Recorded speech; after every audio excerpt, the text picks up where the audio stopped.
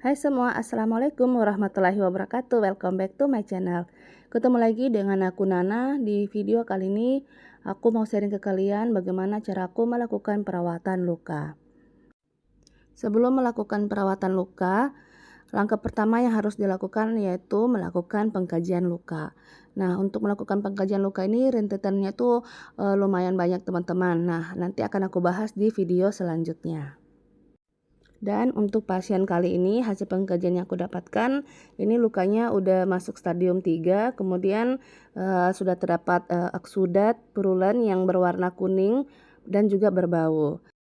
Kemudian setelah dilakukan pengkajian luka, kemudian kita masuk ke prinsip perawatan luka yaitu 3M. Untuk 3M pertama yaitu mencuci luka. Seperti yang kalian lihat tadi, aku sudah melakukan proses pencucian luka menggunakan cairan normalsalin. Kemudian setelah lukanya dicuci, ini kita keringkan terlebih dahulu ya teman-teman. Untuk pasien yang aku tangani saat ini, lukanya tepat berada di bawah kaki atau di bagian tumit. Kemudian ini lukanya udah sekitar 80% mengalami nekrotik.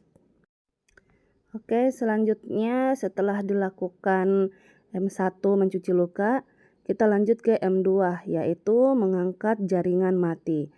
Nah, seperti yang aku bilang tadi, ini pasiennya lukanya udah mengalami nekrotik sekitar 80% dan belum bisa diangkat secara total bagian kulit matinya. Jadi, kita hanya mengangkat bagian yang bisa diangkat saja dan tidak memaksakan untuk mengangkat semua jaringan matinya. Untuk jaringan mati yang susah diangkat, ini harus kita lunakkan terlebih dahulu agar terjadi proses autolisis. Dalam pengangkatan jaringan mati ini kita juga harus berhati-hati supaya tidak merusak jaringan yang masih sehat.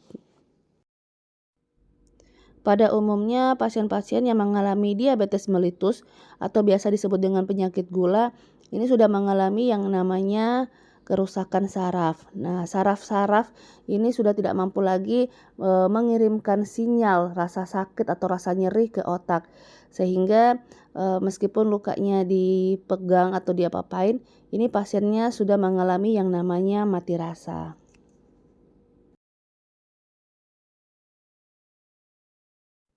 Selanjutnya, setelah melakukan pengangkatan jaringan mati, di sini aku menyemprotkan luka menggunakan cairan PHMB. Nah, cairan PHMB ini memiliki kandungan antiseptik yang dapat mencegah terjadinya infeksi lanjutan dan juga bisa mengurangi bau. Nah, setelah disemprotkan menggunakan cairan PHMB, kemudian aku kompres menggunakan kasa. Jadi kasanya ini juga aku semprotkan dengan cairan PHMB dan dikompreskan pada luka. Dan kompresan PHMB ini kita tunggu sekitar 10-15 menit.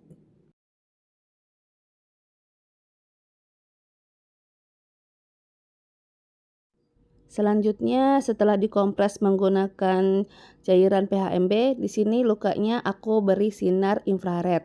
Nah, sinar infrared ini bagus banget untuk luka karena bisa membantu meregenerasi sel-sel yang telah rusak dan juga bisa meningkatkan sirkulasi darah, mempercepat proses penyembuhan luka dan juga bisa menghilangkan bau pada luka. Setelah M2 kita lanjut ke M3. M3 ini yaitu memilih dressing dan juga balutan sesuai dengan jenis lukanya. Dan sayang sekali pada saat M3 ini ternyata kameranya mati teman-teman, jadi nggak kerekod. Nah, pada saat pemilihan dressing, di sini aku menggunakan iodor soap powder, ini sebagai antimikrobanya. Kemudian juga aku menggunakan hidrogel. Hidrogel ini untuk melunakkan jaringan matinya. Selanjutnya aku menggunakan metcovacin yang reguler. Kemudian aku menggunakan foam juga.